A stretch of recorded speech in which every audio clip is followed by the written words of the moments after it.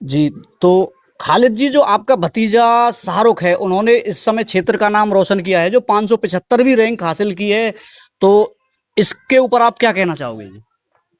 भाई, इससे हम ये कहना चाहते हैं कि हम बहुत खुश हैं। इससे हमारे कौम का भी नाम होगा, हमारे इलाके का नाम रोशन होगा। और मेवात को जो लोग कहते हैं पिछड़ी जाति में पिछड़ी हुई है पढ़ाई एजुकेशन के एतबार से, उसमें बहुत बड़ा उछाल आएगा। हमारे नौजवानों के अंदर एक उमंग पैदा होगी, जो आगे जाके यही नौजवान फिर अपना वे भी नाम रोशन करेंगे इंशाल्लाह। इनमें से भी कहा नाम है, तो आईपीएस बनेंगे, कुछ आईएएस बनेंगे, कोई आईएसएफ बनेंगे। बहुत कुछ इनसे बहुत बड़ा वो मिलेगा लोगों के लिए, नौजवानों के लिए एक बहुत जबरदस्त उछाल मिलेगा इससे। इसको कारण पढ़ने लिखने के लिए हर आदमी अपने बच्चों को पढ़ाने की कोशिश करेगा। मैं थोड़ा-सा पूछना चाहूँगा जी, जो शाहरुख है, वो उसका जो बचपन है, वो कैसा रहा? उन्होंने पढ़ाई की शुरुआत कहाँ से की?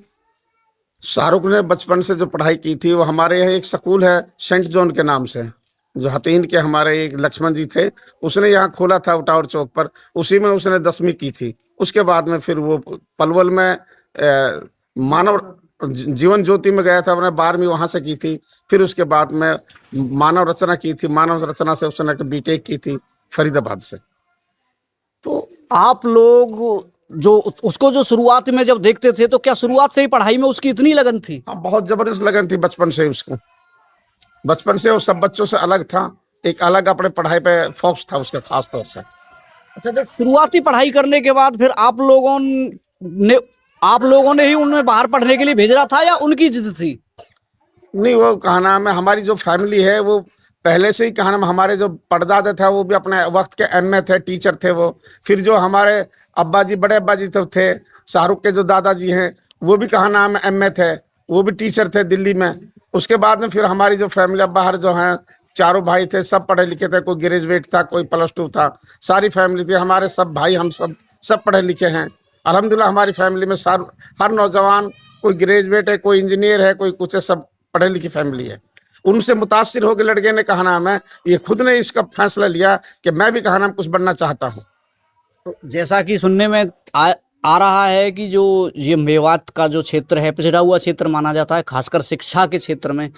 तो इससे जो शाहरुख ने जो रैंक हासिल की है, इससे लोगों पर क्या फर्क पड़ेगा?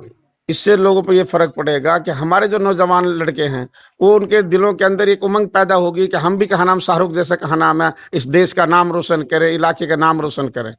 इससे यह होगा। और इससे ये है कि हम अपने बच्चों को ज़्यादा से ज़्यादा पढ़ाने की कोशिश करनी चाहिए हम सबको। क्योंकि हमें कहा ना, अगर आदमी के पास में इल्म है तो सब कुछ है, अगर इल्म आदमी के पास नहीं है तो कुछ भी नहीं है उसके पास में। दुनिया की जो पैसे दौलत जो है, वो तो आदमी के पास पता ना कब चला जाए कब आ जाए, उसकी कोई कीमत नहीं होती। असल जो कीमत है वो इल्म की कीमत है। एजुकेशन हम सब के लिए बहुत ज़रूरी है। इसलिए हम सबको अपने बच्चों को हर बेहतरीन से बेहतरीन शिक्षा देनी चाहिए। आप शाहरुख की सफलता के पीछे किसका दायित्व ज़्यादा मानते हो? शाहरुख के पीछे हमारी जो भाभी है, हमारे भाई थे, उनका जबरदस्त हाथ था। माँ बाप का ही हाथ कहा नाम औलाद के पीछे होता है, तभी बच्चा आगे चलता है। अगर माँ बाप का हाथ सही नहीं है बच्चे को संभालने के लिए, तो बच्चा रह जाता है। इसलिए इसमें सबसे ज़्यादा योगदान जो है उसके माँ बाप का है, हमारे भाई और हमारी भाभी का है। तो आज की जो युवा पीढ़ी है, आप उसके लिए क्या संदेश देना चाहोगे?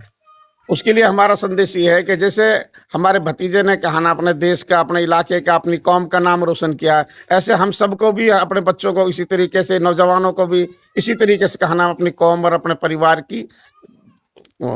परिवार का नाम रोशन करने के लिए उनको भी कहा नाम मेहनत करनी चाहिए और अपने लाइफ को बनाना चाहिए। जी, बहुत बहुत धन्यवाद।